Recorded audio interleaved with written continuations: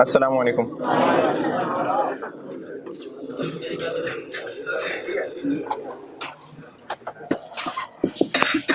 दुरूद शरीफ पढ़ लो।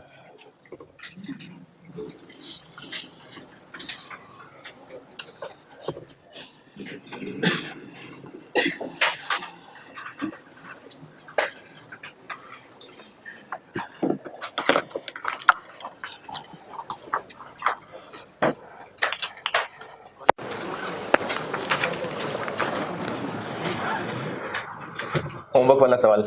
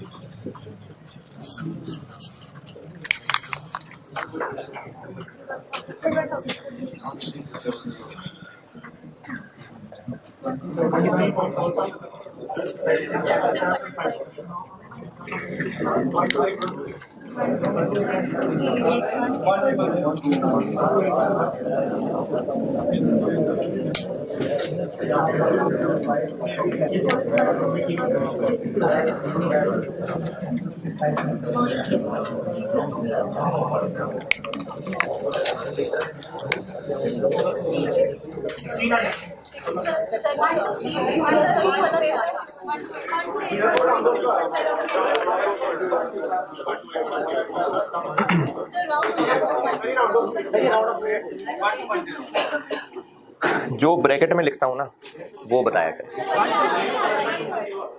1 2 8 1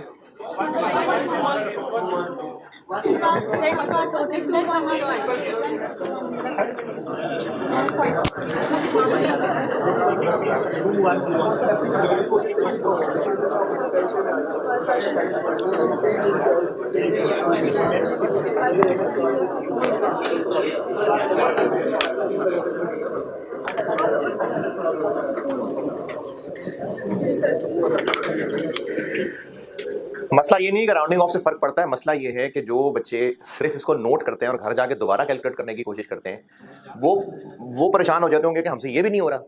वो टैली करते रहते थे, उनसे टैली नहीं होता, उनको लगता होगा हमसे मल्टीप्लाई ही नहीं आता। तो जो बोर्ड पे लिखा होता है ना उसका आंसर बताया करें।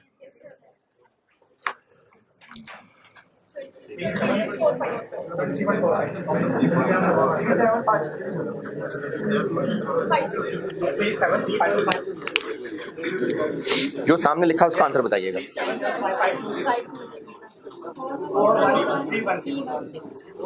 788।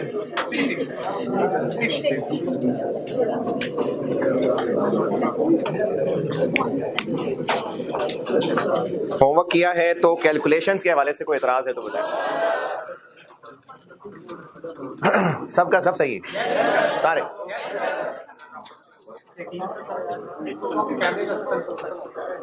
वो सबसे एंड पे किया सवाल नहीं नहीं देखना यार, फिक्र दी वाली।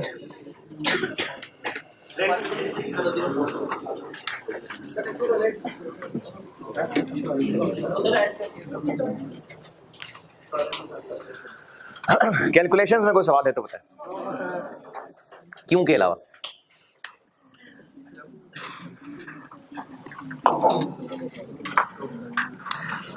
जो कल क्लास वर्क किया था वो भी फिगर्स मुझे दोबारा, आपके पास तो लिखी नहीं है, मुझे दोबारा बता दें।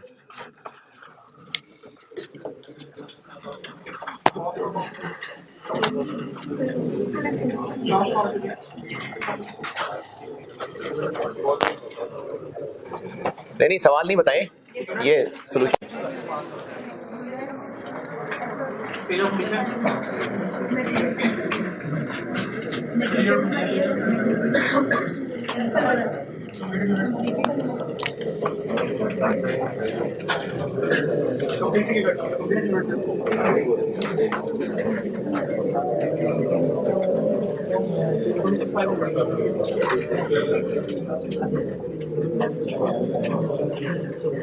कितने?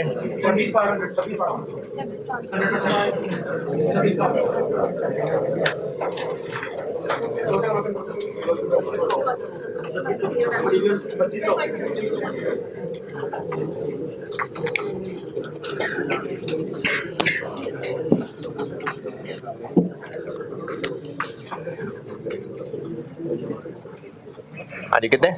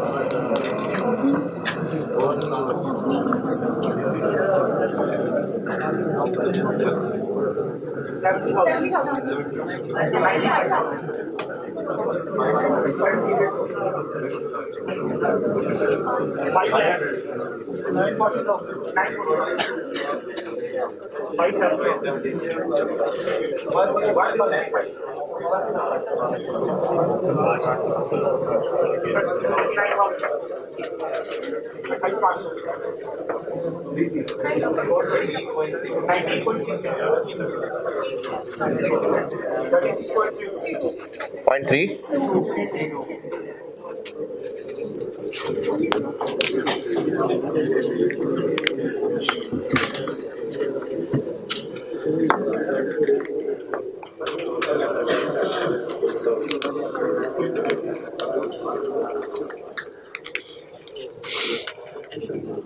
कैलकुलेशंस में कुछ पूछना है तो पूछें, फिर मैं इसकी वजह बताना शुरू कर रहा हूँ। किस बात की वजह? मैंने क्यों बताना है, मेरी मर्जी है, मैंने बताना है। क्या हुआ? आपके पास तो नोटेड है ना, बस ठीक है, तो ठीक है ना, कोई बात नहीं।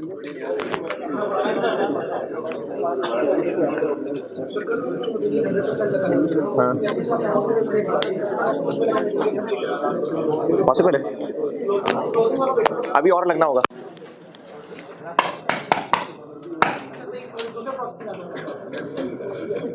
ये जो मटेरियल के होमवर्क वाले सवाल में मटेरियल की परसेंटेज 100% नहीं थी क्लोजिंग वर्क प्रोसेस में। बहुत कम चांस है ऐसा हो, लेकिन हो सकता है। तो इस पे आएगी आगे बात। बहुत कुछ है प्रोसेस कॉस्टिंग में, बहुत कुछ है।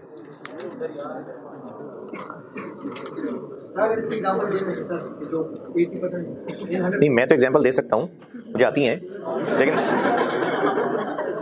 लेकिन अभी नहीं एग्जांपल देना चाहता, कुछ अर्से बाद।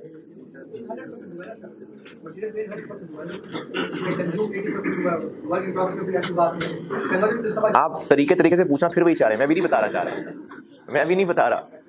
हाँ, बताऊंगा आगे चल।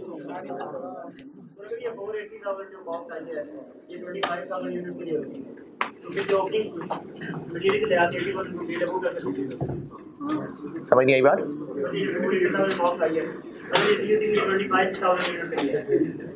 अच्छा,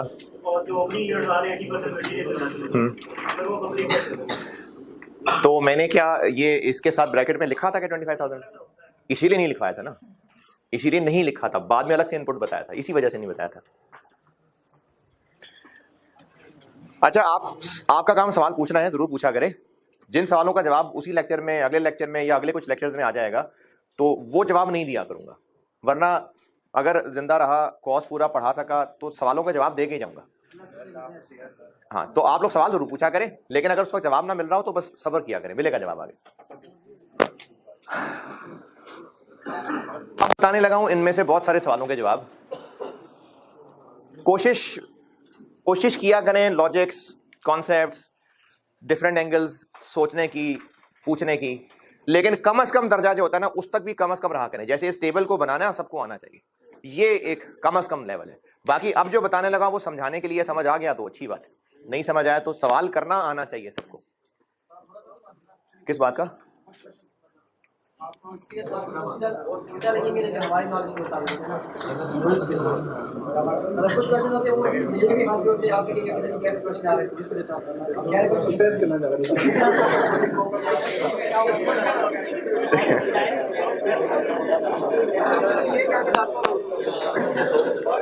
देखें,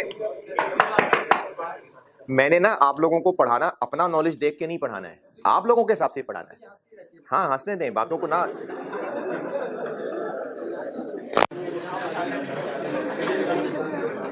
तो सवाल पूछने पे कोई गुस्सा नहीं होता, कोई बुरा नहीं लगता।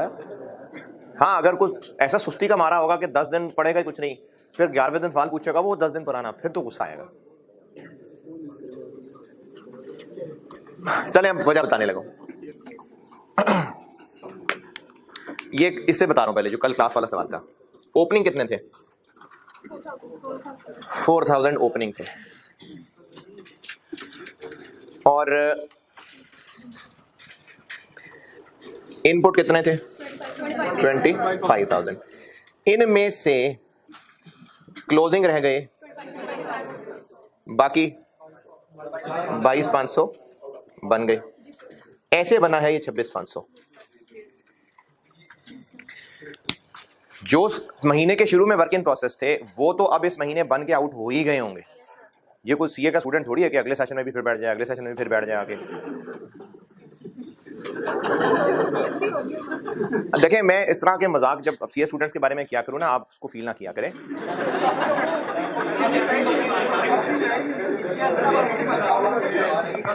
कार में बेइज्जती रहा होता हूं आपको, थोड़ी सी बीच में ना, थोड़ी सी, लेकिन आप फील ना किया करें। किसी स्टूडेंट की बात हो रही, किसी जो ओपनिंग वर्क इन प्रोसेस है वो इस महीने में कंप्लीट हुआ होगा। देखें, प्रोसेस जो है ना, प्रोसेस कॉस्टिंग, ये रिपीटेटिव बेसिस पे लार्ज क्वांटिटीज बनती चली जा रही है। अब बिजी सड़क है, वहां से गाड़ियां चल रही हैं फ्लो में, तो अगर एक पॉइंट ऑफ टाइम पे सिग्नल बंद था और वो गाड़ियां उस वक्त रुकी थी, उसके बाद फ्लो में वो सारी गाड़ियां निकल गई हैं, फ्लो में चल रही हैं सब गाड़ियां। तो जो उस वक्त पिछले महीने के एंड पे क्लोजिंग वर्क इन प्रोसेस था, वो अगले महीने के एंड पे स्टिल नहीं पड़ा हुआ होगा, वो आउट हो गया होगा। उसके बाद फिर और यूनिट्स मशीन में डले होंगे, फिर वो भी आउट हुए होंगे। तो इसलिए जो ओपनिंग था वो तो बना ही बना है, इसमें से इतने क्लोजिंग रह गए, बाकी बन गए। ये जो 4000 यूनिट्स हैं, ये जो 4000 यूनिट्स हैं,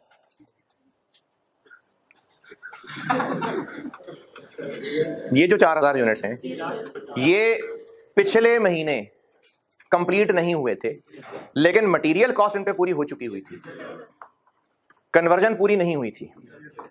इन 4000 यूनिट्स पे मटेरियल का खर्चा ये मुकम्मल आ चुका हुआ है,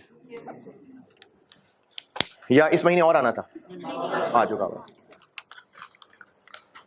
ये 22500, ये कौन से हैं? आए और गए। इन 22500 पे भी मुकम्मल मटेरियल कॉस्ट लग चुकी हुई है। ये इन पे मटेरियल कॉस्ट मुकम्मल लग चुकी हुई, नहीं लगी हुई? Closing work in process material के एतबार से मुकम्मल है, इन पे जितना मटेरियल खर्च होना था वो हो चुका हुआ है। मैंने शायद कोई एक दो दिन पहले एक सुनहरी जुमला बोला था कि बार बार बोलता रहूंगा, सुनहरी जुमला है कि न्यूमरेटर में जो खर्चे लिखे हुए हैं, डिनोमिनेटर में वो यूनिट्स आएंगे जिन पे वो खर्च हुआ है। एक और एंगल, डिनोमिनेटर में जो यूनिट्स लिखे हुए हैं ऊपर वो खर्चे आएंगे जो उन पे खर्च हुआ। 4000 यूनिट्स का, 22500 का और 2500 का टोटल खर्चा ये है 570। इन पे लगने वाला टोटल कॉस्ट ये है ना, तो इसके डिनोमिनेटर में ये तीनों आने चाहिए। This plus this plus this कितना बना? ये रहा 29, ठीक है, ये 29 है। 4000 ओपनिंग, इन पे कन्वर्जन कॉस्ट पूरी आ चुकी थी पिछले महीने, कितनी आई थी? 60%। वो ये है, इन पे आ चुकी कन्वर्जन कॉस्ट ये है। 95,000 का 60%? नहीं, ये खुद 60% है। तो इस महीने फिर इन पे और काम हुआ होगा, कितना और हुआ होगा? वो कहां है खर्चा? वो इसमें है। इस पे बाकी हुआ खर्चा इसमें है। 22500 क्या है? इसी महीने आए, इसी महीने कंप्लीट हो गए। इन पे हो चुकी कन्वर्जन कॉस्ट मुकम्मल है और होनी है। कहां है वो?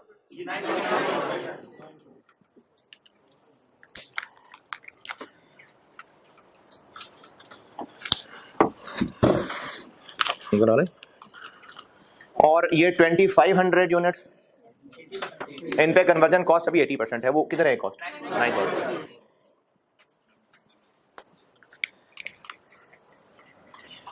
ये 4000 यूनिट्स पे लगने वाली कन्वर्जन कॉस्ट कुछ इसमें है, कुछ इसमें है। इसमें पूरी हो चुकी, यानी इन पे लगी कन्वर्जन कॉस्ट भी इसमें मुकम्मल है और इन पे लगी कन्वर्जन कॉस्ट भी इनमें मुकम्मल है।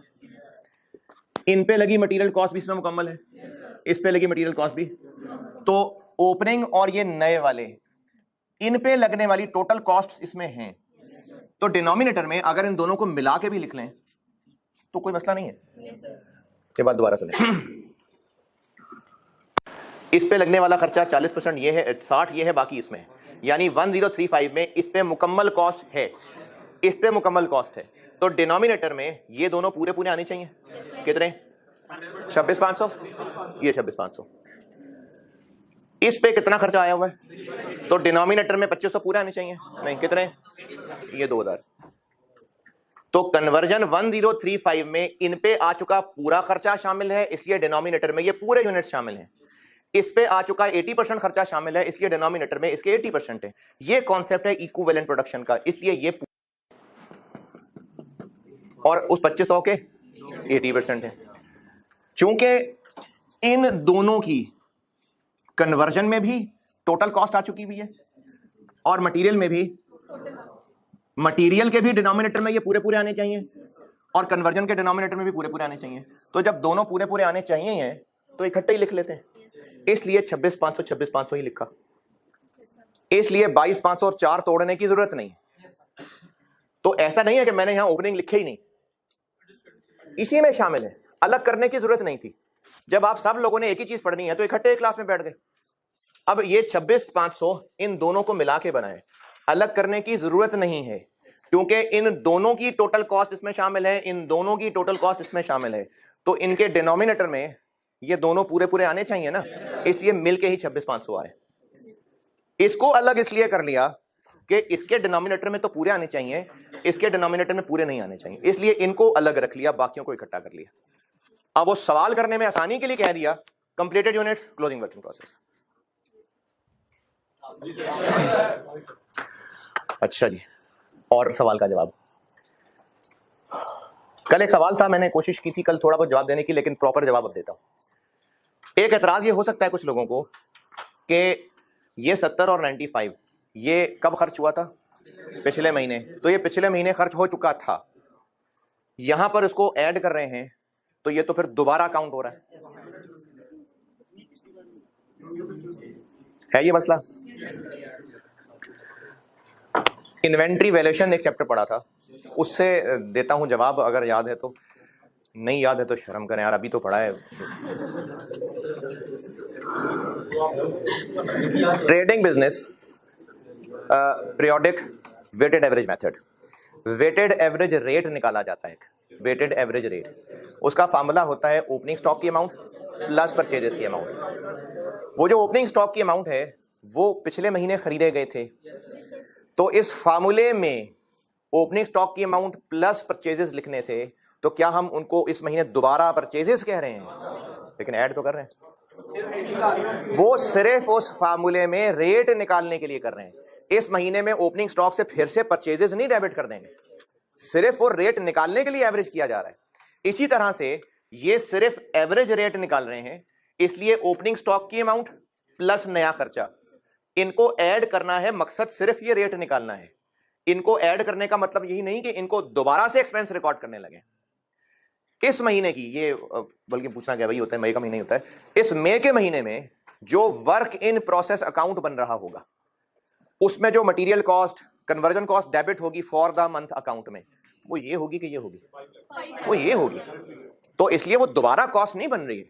कॉस्ट 5 लाख ही है, वर्क इन प्रोसेस अकाउंट के अंदर डेबिट 5 लाख और 540 ही जा रहा होगा, 570 और 1035 नहीं जा रहा होगा।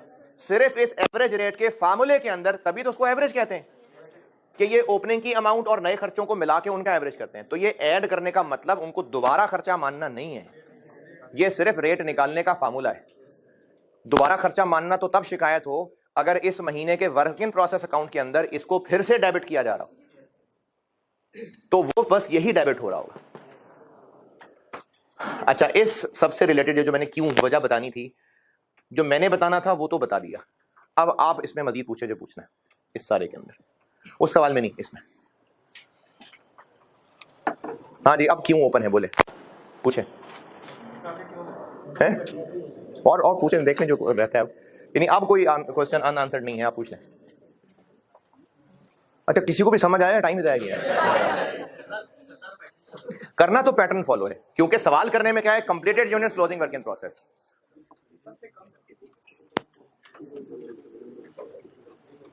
हाँ जी, कुछ नहीं पूछना। चलें, एक और कंफ्यूजन ये भी मुझसे पिछली क्लास में एक स्टूडेंट ने पूछा था, हो सकता है आप में से भी किसी को मसला हो। जब स्टेटमेंट ऑफ वैल्यूएशन बनाई है, ये सवाल भी मेरे ख्याल में मई का ही था, मई का ही होता है। तो मैंने स्टेटमेंट ऑफ इवैल्यूएशन के बारे में ये बताया था कि ये उस महीने की प्रोग्रेस रिपोर्ट है, प्रोसेस 1 की फॉर द मंथ ऑफ में प्रोग्रेस रिपोर्ट है। तो जो मैंने इसमें ये पर यूनिट कॉस्ट लिखी है, इसकी कैलकुलेशन में इसका इंपैक्ट भी तो आया है। रिपीट, स्टेटमेंट ऑफ इवैल्यूएशन एक प्रोसेस 1 की for the month progress report है कि इस महीने में क्या आउटकम निकला, हुआ क्या, इतने बन के आउट हो गए, इतने अभी इन प्रोसेस है। तो इससे ये लगता है, शायद हो सकता है किसी को लगा हो कि सिर्फ फॉर द मंथ जो खर्चे हुए वो आने चाहिए। इस 23 और 37 निकालने में इनको भी तो इस्तेमाल किया है, तो फिर ये फॉर द मंथ में क्यों आए? इसका रीजन ये है, मैं वैसे मेरा ख्याल है क्रिकेट आता है यार सबको, वो ऑनलाइन भी किसी ने कहा था कि क्रिकेट की मिसाल ना दें आप। वैसे तो चलें, आपको वो अगर क्रिकेट थोड़ा बहुत देखते भी हैं तो T20 का तो पता ही होगा, टेस्ट मैच भी होते हैं, टेस्ट मैच भी एक चीज होती है। जब डे 1 एंड हुआ जब डे 1 एंड हुआ, मैंने आपको जब ये स्टेटमेंट ऑफ वैल्यूएशन बताई थी तो उसमें भी ये स्कोर कार्ड की मिसाल दी थी मैंने। जब डे 1 एंड हुआ और उसके एंड पे जब स्कोर कार्ड सामने आया तो उसमें जिन बैट्समैन के नाम थे दो तरह के थे, जो आउट होके चले गए उनका स्कोर लिखा हुआ है, और जो दो अभी भी क्रीज में हैं उनका स्कोर लिखा हुआ है। तो जो दो अभी भी क्रीज पे है वो वर्क इन प्रोसेस समझ लें, और जो आउट होके चले गए वो कंप्लीटेड कह लें। मैं सिर्फ रिलेट करने के लिए बता रहा हूं, एग्जैक्टली आप कहें जी वो अब जो आप दूसरी मिसाल देने लगे उसमें तो वो भी आ रहे होंगे, परफेक्ट मैच नहीं हो रहा, जो चीज समझाना चाह रहा हूं वो कन्वे कर रहा हूं। अब जो 2000 नहीं सॉरी, पहले दिन जो दो खिलाड़ी क्रीज पे मौजूद थे उनमें से एक ही मिसाल ले लेता हूं। चले, एक खिलाड़ी जो डे 1 के एंड पे नॉट आउट था और उसने स्कोर किया हुआ था 70। जब दूसरा दिन खत्म हो जाएगा और उस दूसरे दिन का एंड पे स्कोर कार्ड बनेगा तो वो दूसरे दिन की स्टेटमेंट ऑफ वैल्यूएशन होगी, दूसरे दिन का जो स्कोर कार्ड होगा।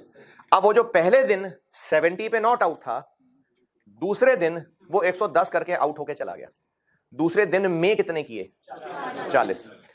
तो दूसरे दिन का जो स्कोर कार्ड होगा उसमें उसके नाम के आगे 40 लिखा होगा कि 110 लिखा होगा? बात यह है कि जो आउट हो रहे हैं वो कितनी टोटल करके आउट हो रहे हैं। तो जो यूनिट्स कंप्लीट हुए हैं, इन कंप्लीट होने वालों में ओपनिंग भी तो शामिल है ना, कि नहीं है?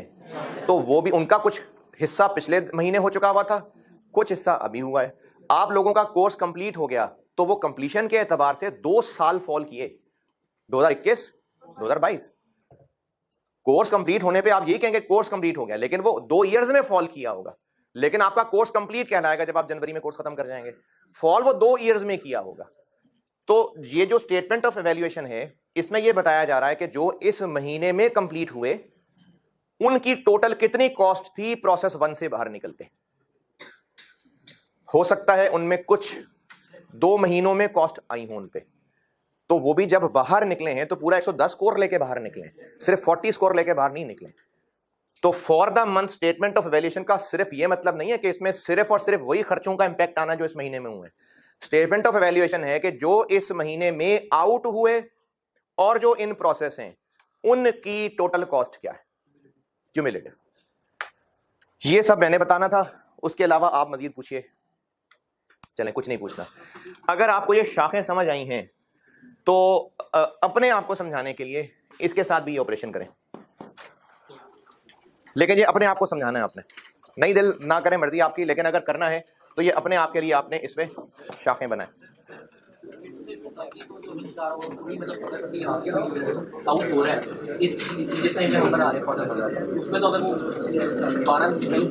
नहीं ना, नहीं होगा ना इस तरह। ये जो प्रोसेस कॉस्टिंग होती है ना, इसमें 8-8, 10-10 महीनों वाले नहीं चीज, ये नॉर्मली बिजनेस जो चल रहे होते हैं इतनी लंबी लंबी ड्यूरेशन वाली चीजें नहीं होती हैं। यानी ये घर बनाने वाला बिजनेस अकाउंटिंग नहीं कर रहा होगा। लार्ज क्वांटिटीज रिपीटेटिव बेसिस पे यूनिट्स आ रहे हैं जा रहे हैं आ रहे हैं जा रहे हैं, तो ऐसा नहीं होगा कि 6-6 महीने लग रहा है यूनिट को बनने में। तो वो पहले महीने में चल रहा होगा। कोई मिसाल जो इस तरह की चीजें होती हैं ना, इतना टाइम लेने वाली, वो बगैर ऑर्डर के बनती भी नहीं है। कस्टमर ऑर्डर देता है तो बनती है, उसके लिए फिर जॉब ऑर्डर कॉस्टिंग होती है। ये रनिंग बेसिस पे चले बन रहे हैं मार्केट में जा रहे हैं, बन रहे हैं मार्केट में जा रहे हैं, तो इसमें ऐसा होता नहीं है कि 2-2, 3-3, 4-4 महीने लग रहे हैं एक प्रोडक्ट को बनने में।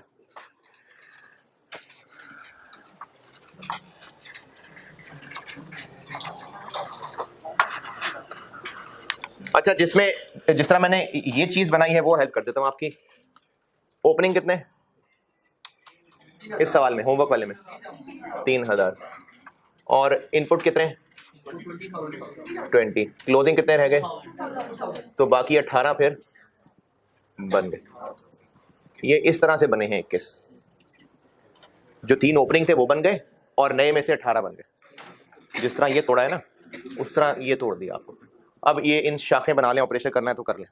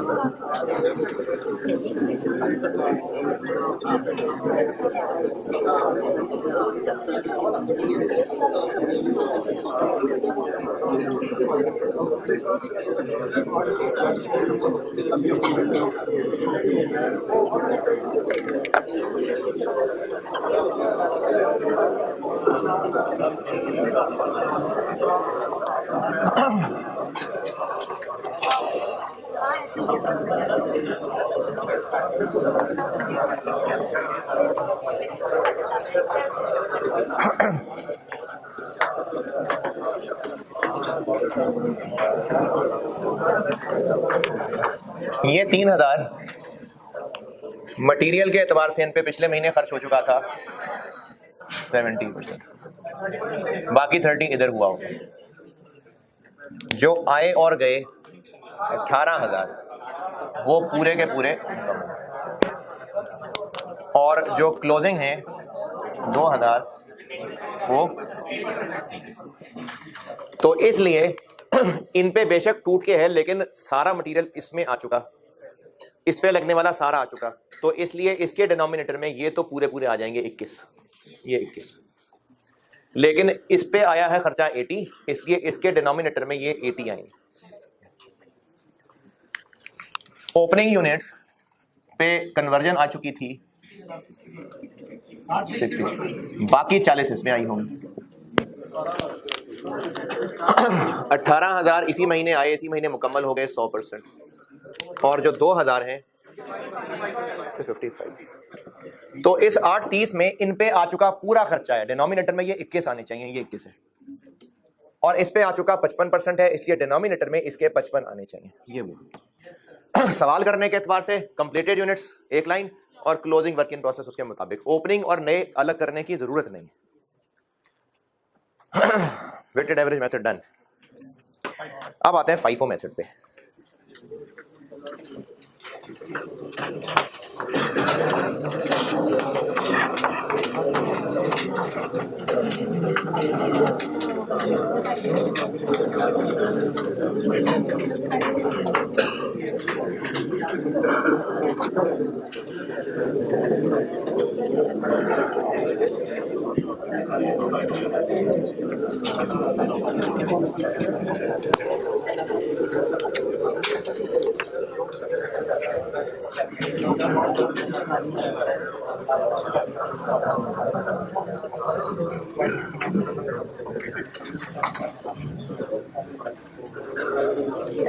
FIFO मेथड,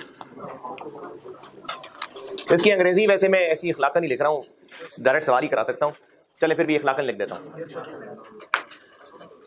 पहले कॉन्सेप्ट समझ लें। अच्छा, मैं इसको दोबारा ही प्रॉपर सॉल्व करूंगा, लेकिन सिर्फ समझाने के लिए आपको मैं इसमें थोड़ी सी चीजें मिटाने लगा हूं। लिखता हूं अंग्रेजी FIFO की, पहले FIFO का कॉन्सेप्ट समझें। फिजिकली असल में ये क्लोजिंग किन में से है? इनपुट में से, क्योंकि प्रोसेस कॉस्टिंग में नॉर्मली मोस्टली ऐसा ही है कि यूनिट्स आ रहे हैं, बन रहे हैं, जा रहे हैं। बहुत कम चांस है कि ये जो पिछले महीने के शुरू में ओपनिंग वर्क इन प्रोसेस थे वो अब भी हों। ये तब हो सकता है अगर डिफरेंट तरह की चीजें, डिफरेंट तरह के प्रोसेस, डिफरेंट तरह के डिजाइन थे। ये पढ़ेंगे जॉब ऑर्डर कॉस्टिंग में, वो भी एक चैप्टर है। इनमें से ये बचे हुए फिजिकली ये 2500 इनमें से हैं नहीं, लेकिन कॉस्टिंग मेथड अगर वेटेड एवरेज इस्तेमाल हुआ है तो मैंने खैर मिटा दी। स्टेटमेंट ऑफ इवैल्यूएशन बनाते हुए cost of closing work in process के लिए ये रेट्स हुए ना इस्तेमाल, तो इन रेट्स में तो इसका भी इंपैक्ट आ रहा है।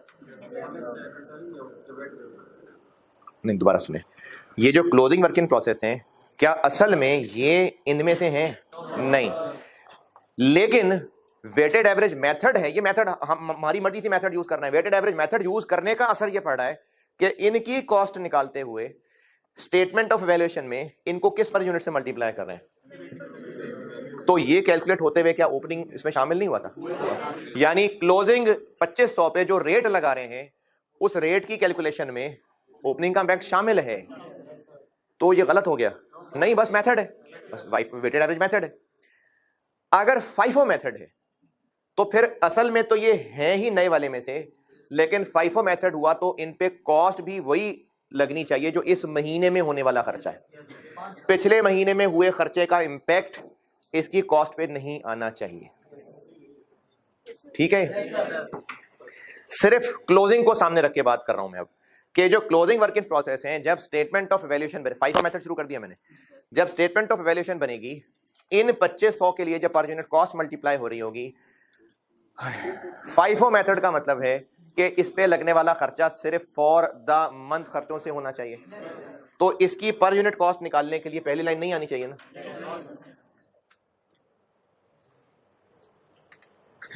बस फिर यही हो गया न्यूमरेटर। हाँ, फिर यही न्यूमरेटर हो गया ना। अच्छा, हाँ वो तो ज़ाहिर चेंज होंगे, ये चेंज हो जाएगा। अब यही न्यूमरेटर हो गया। अब जब ये न्यूमरेटर है तो डिनोमिनेटर में किस किस को गायब कर दूं मैं? इसमें से 4000 को तो गायब ही कर दूं।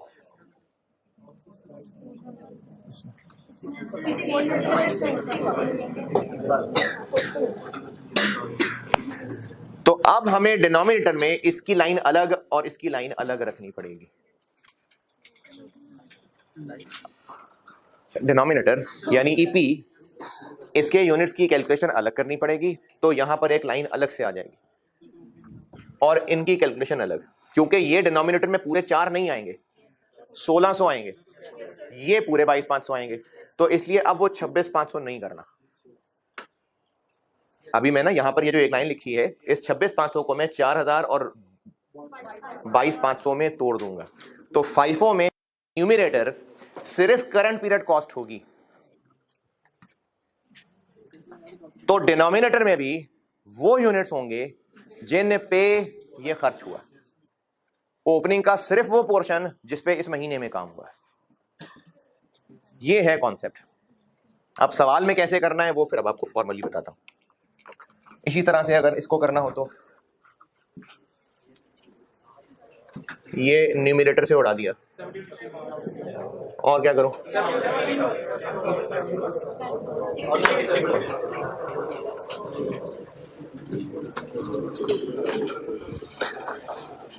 चले अब इसको अंग्रेजी में खलाकन लिख तो देता हूं मैं। बहरहाल मेन चीज वही है जो सवाल से समझाऊंगा। इक्विवेलेंट प्रोडक्शन में भी और स्टेटमेंट ऑफ इवैल्यूएशन में भी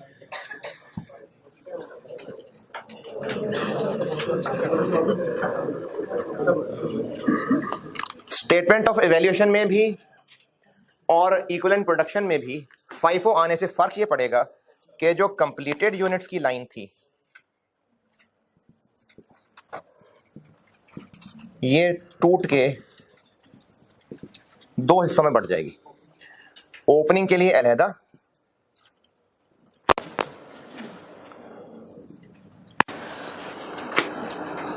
और ये 18, ये 22500 क्या है, ये आए और गए।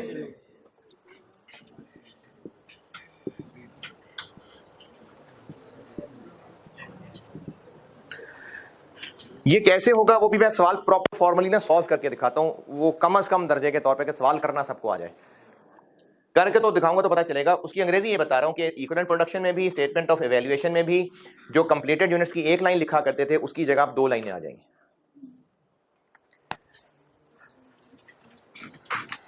जी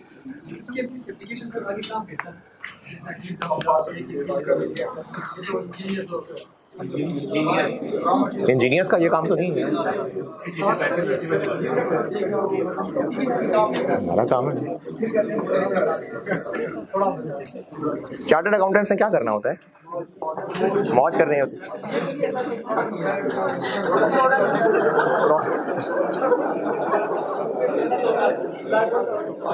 प्रोडक्ट में नहीं है।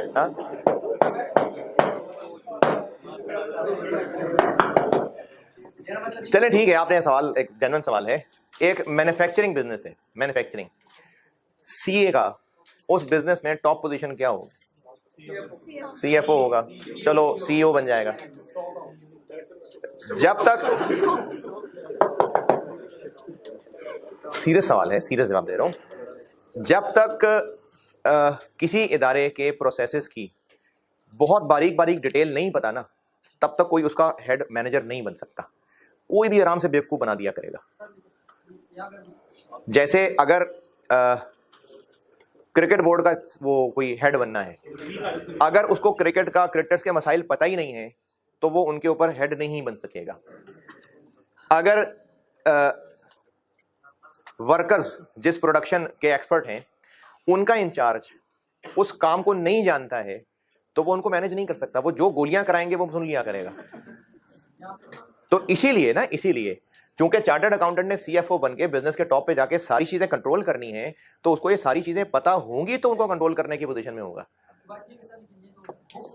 ये तो आप पेपर पास करने के बाद वो ये बात कुछ नहीं तो 70% नहीं आता जैसे पुराने पेपर, और वहाँ की डिपार्टमेंट में अपने हेड बोर्ड में महान गुण होते हैं ना, तो पता है तो वो तो हमें वैसे भी, क्योंकि सर सीए सिर्फ एक स्पेसिफिक नहीं है, ऑडिट भी है, टैक्स भी है, मैनेजमेंट,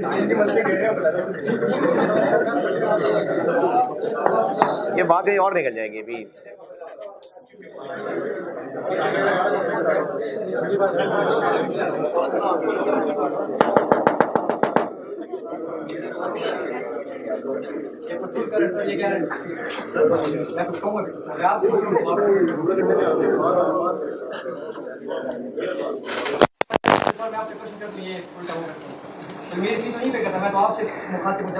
आप अभी बोलना बंद करेंगे या बोलते रहेंगे?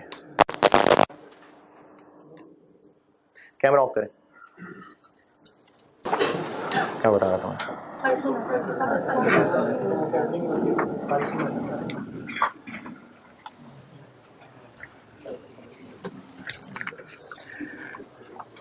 अभी सॉल्व करके दिखाता हूं।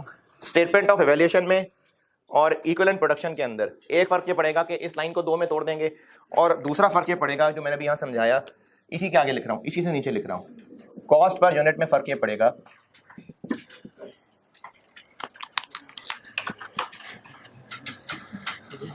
कि न्यूमरेटर में क्या रह जाएगा, सिर्फ न्यूमरेटर में क्या आएगा, सिर्फ बस करंट पीरियड कॉस्ट है।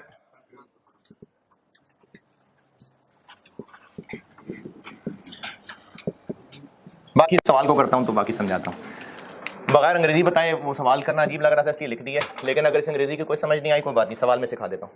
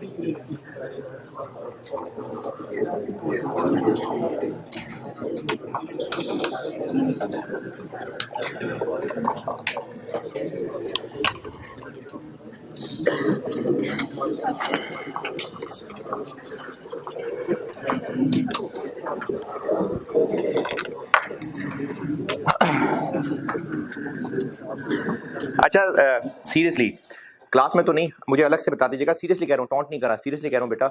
आप में से जिन बच्चों को जवाब देते हुए मैं थोड़ा सा मजाक की टोन ले जाता हूँ, आप मुझे ना अलग से बताइएगा, मैं उन बच्चों को फिर सीरियसली जवाब दिया करूंगा, मैं उनके साथ तो शुगर नहीं लगाया करूंगा, मुझे अलग से बता दीजिएगा, जिनके लिए है उनके लिए है। अच्छा, अब एक सवाल मैंने कल क्लास में लिखवाया था और एक होमवर्क था, तो जो क्लास में लिखवाया था वो क्लास में कर रहा हूँ और जो होमवर्क था वो होमवर्क है, इन्हीं दोनों को FIFO से करते हैं। अब आप उसमें जो भी तार चार जोड़नी है जोड़ लें, कोई लोकेशन लिखनी है लिख लें कि वो जो 2 पेजेस पीछे सवाल था लेफ्ट साइड पे ऊपर करके, उसको FIFO से कर रहे हैं। कल क्लास वाले सवाल को FIFO से कर रहा हूं। हाँ जी, क्लास वाले को क्लास में FIFO से कर रहा हूं, होमवर्क वाले को आप होमवर्क FIFO से कर रहे हैं।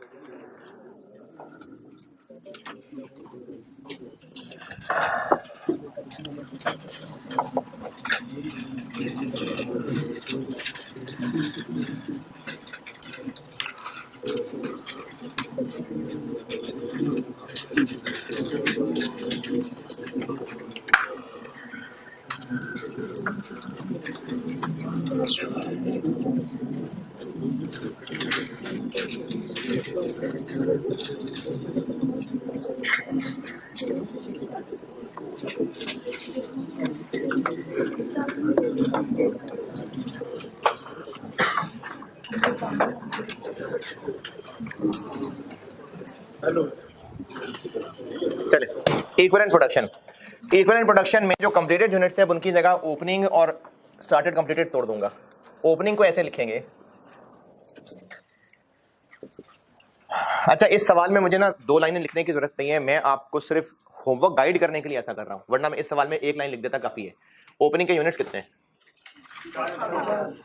4000। बिल्कुल इसी साइड पे मटेरियल और कन्वर्जन। कौन सी परसेंटेज लिखूं?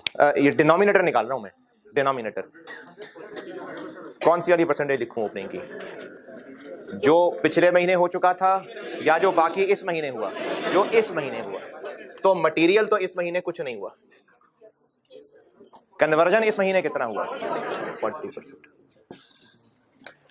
क्योंकि ये हम करंट पीरियड कॉस्ट का डिनोमिनेटर बना रहे हैं, तो फिर उतना ही लिखेंगे जिसपे इस महीने में काम हुआ है।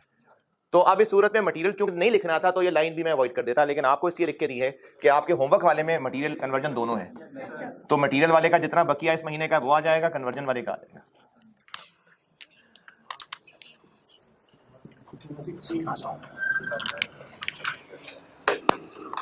और स्टार्टेड एंड कंप्लीटेड, चूंकि ये कंप्लीटेड है तो ये तो 100 ही जाएंगे, लेकिन ये कितने हैं?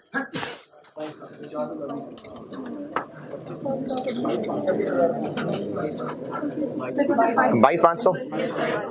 कैसे 22,500? 25,000 में से, लेकिन ऐसे नहीं करना, आपने करना है ऐसे। आउटपुट कितना है? आउटपुट 26,500। आपने 26,500 के 2 टुकड़े किए ना, मैंने कहा कंप्लीटेड के 2 टुकड़े करने, तो आपने इनपुट माइनस क्लोजिंग नहीं करना, आपने आउटपुट माइनस ओपनिंग करना है। दोबारा, ये जो कल सवाल था बोर्ड पे जो किया हुआ था, कंप्लीटेड में कितने यूनिट्स लिखे हुए थे?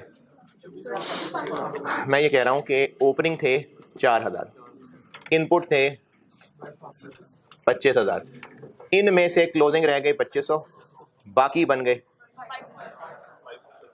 तो ये 22,500 स्टार्टेड कंप्लीटेड इनको कह रहे हैं ना। ये 22,500 जो अभी मैंने शाख बनाई है, मैंने 25 माइनस ये करके ये निकाला है, लेकिन कह रहा हूं आपने ऐसे नहीं करना सवाल में, आपने करना है आउटपुट -4 बाकी ये, क्योंकि कल लॉसेस भी ले आऊंगा मैं इसमें, कल वैरायटी 5 में मैं लॉसेस भी ले आऊंगा, तो इसमें आउटपुट माइनस ये ऐसे बनेगा। ये 22,500। वेटेड एवरेज और FIFO में फर्क ये है कि वेटेड एवरेज में हम एक ही लाइन लिखते हैं 26,500, FIFO में तोड़ दिया, 4 अलग कर दिए, बाकी 22,500 अलग कर दिए। स्टार्टेड कंप्लीटेड चूंकि कंप्लीटेड हैं तो ये दोनों में 22,500। नहीं समझ आ रही बात? इक्विवेलेंट प्रोडक्शन वर्किंग में कंप्लीटेड वाले लाइन की जगह 2 लाइंस आ जाएंगी, ओपनिंग वर्क इन प्रोसेस की लाइन और स्टार्टेड एंड कंप्लीटेड की लाइन।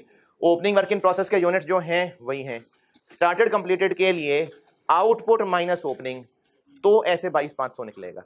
ये आए और गए तो ये पूरे दोनों के हिसाब से कंप्लीट है। ओपनिंग में वो परसेंटेज लिखनी है जितना ओपनिंग पे इस महीने में काम हुआ है,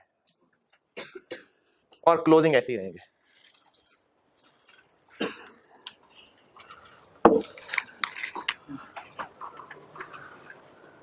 जी 25 26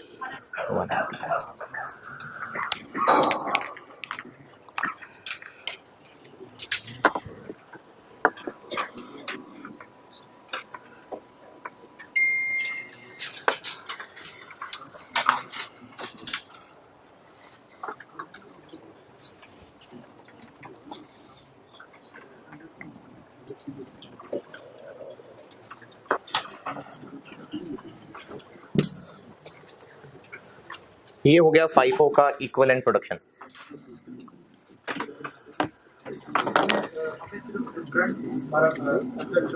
हाँ, क्योंकि हमने देखें कॉस्ट पर यूनिट में हमने न्यूमरेटर करंट पीरियड कॉस्ट लेनी है, तो फिर वो जिन पे खर्च हुई उन्हीं को डिनोमिनेटर में रखना है ना, तो ये डिनोमिनेटर है। जी हमने जो बात की थी क्लोजिंग यूनिट की बात करते हैं कि क्योंकि क्लोजिंग यूनिट जो है वर्किंग प्रोसेस में सिर्फ उनका मसला है कि उसमें आपके सवाल का जवाब स्टेटमेंट ऑफ वैल्यूएशन में मिल जाएगा, सवाल की जरूरत ही खत्म हो जाएगी।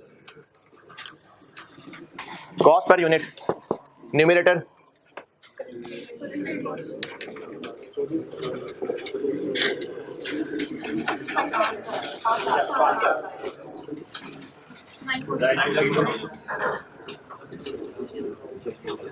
बस ये न्यूमरेटर है।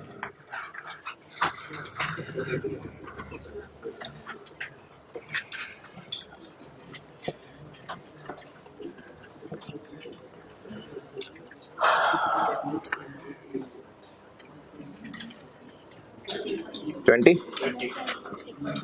कितना 36 पॉइंट, ये कॉस्ट पर यूनिट। यहां तक पहुंचिए, फिर स्टेटमेंट ऑफ वैल्यूएशन थोड़ी सी टेक्निकल है।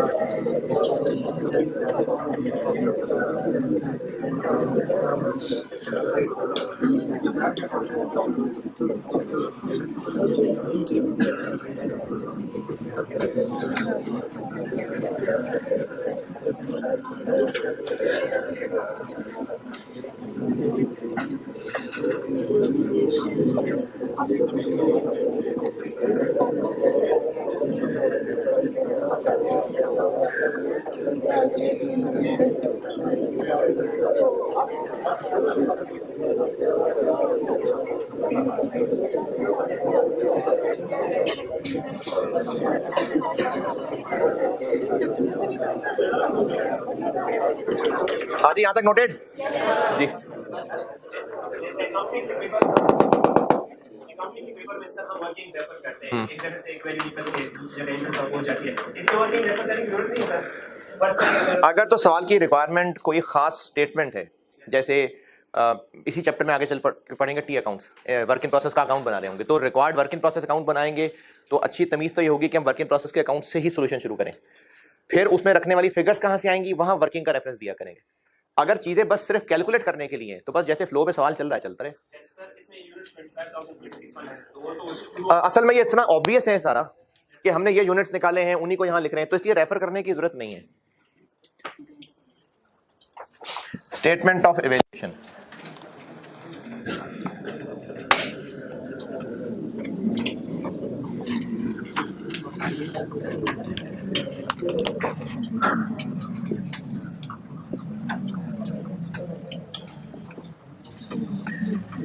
स्टेटमेंट ऑफ इवैल्यूएशन में सिर्फ वो खर्चा आना है जो इस महीने में हुआ है।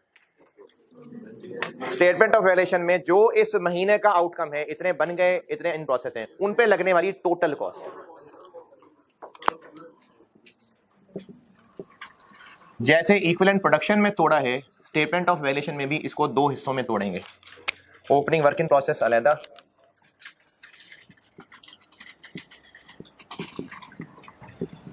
और स्टार्टेड एंड कंप्लीटेड अलग।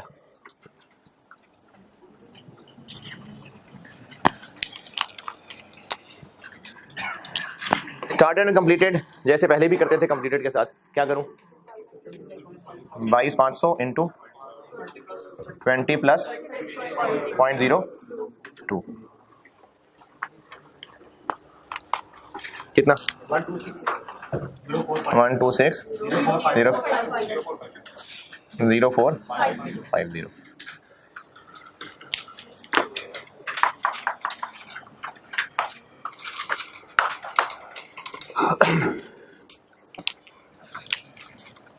अच्छा, ओपनिंग वर्क इन प्रोसेस इस महीने कंप्लीट होके चले गए। यहां पर हमने सिर्फ वो अमाउंट लिखनी है जितना इन पे इस महीने में खर्चा आया, नहीं, जो टोटल लेके ये बाहर जा रहे हैं। तो जो टोटल लेके जा रहे हैं उसमें से एक तो ये है, कितना, मटेरियल कॉस्ट कितनी 50,000 और कन्वर्जन 70 और कितना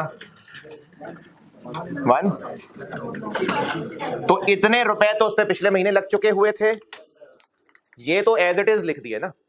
हमने इनको इसीलिए पर यूनिट कॉस्ट में इस्तेमाल नहीं किया था क्योंकि ये एज इट इज इन्हीं की कॉस्ट आनी थी। अब इन पे और इस महीने जो मटेरियल लगा, जो कन्वर्जन लगा, वो यहां आ जाएगा। मटेरियल तो नहीं लगा, कन्वर्जन। अच्छा, स्टेटमेंट ऑफ वैल्यूएशन बनाने का आपको एक फ्लो वाला तरीका ही बताया था, जो यूनिट्स यहां लिखे हैं, जो रेट वहां लिखे हैं। ओपनिंग में क्या यूनिट्स लिखे हैं 1600, कन्वर्जन में into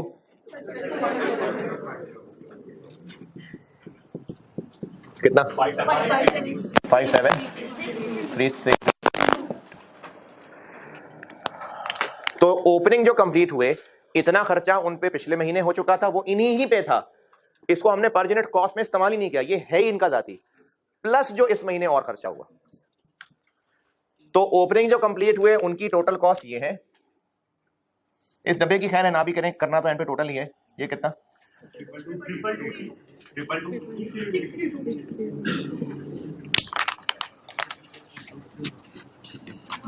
cost of completed units,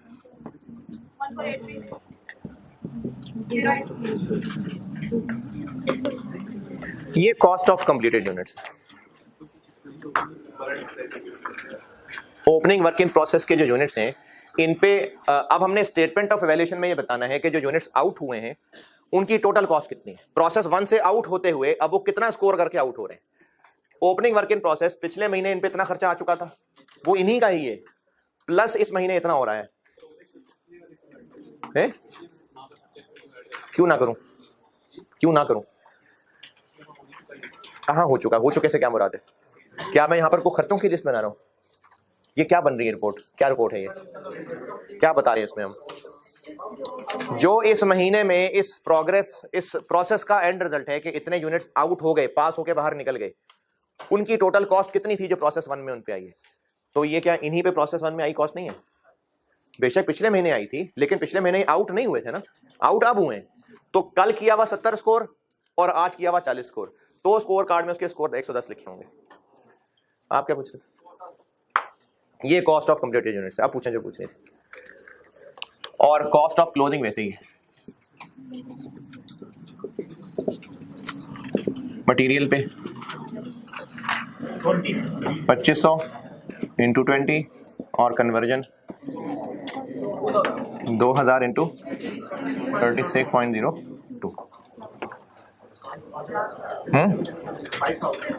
50,000 क्या 2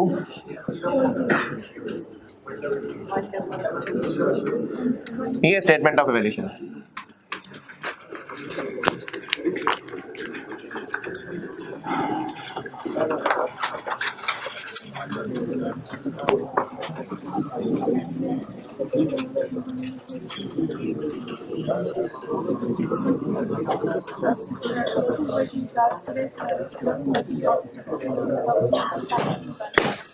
क्लोजिंग वर्किंग प्रोसेस क्या?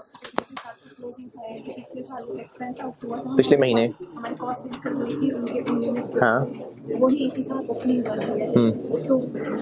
तो इसलिए हमें कंफ्यूजन पिछले साल पिछले महीने उसको सीडी कहा था।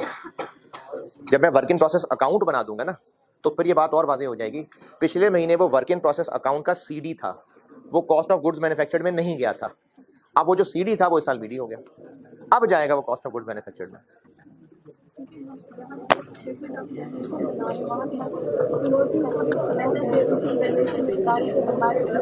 हाँ ठीक है, तो हम ये अलग अलग बता रहे हैं ना, हम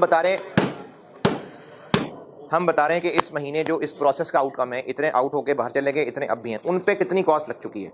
जो क्लोजिंग है उन पे अभी तक इतनी कॉस्ट लग चुकी हुई है, तो फिर ये बीडी होगा प्लस नए और आ गए होंगे, वो टोटल लेके आउट होंगे।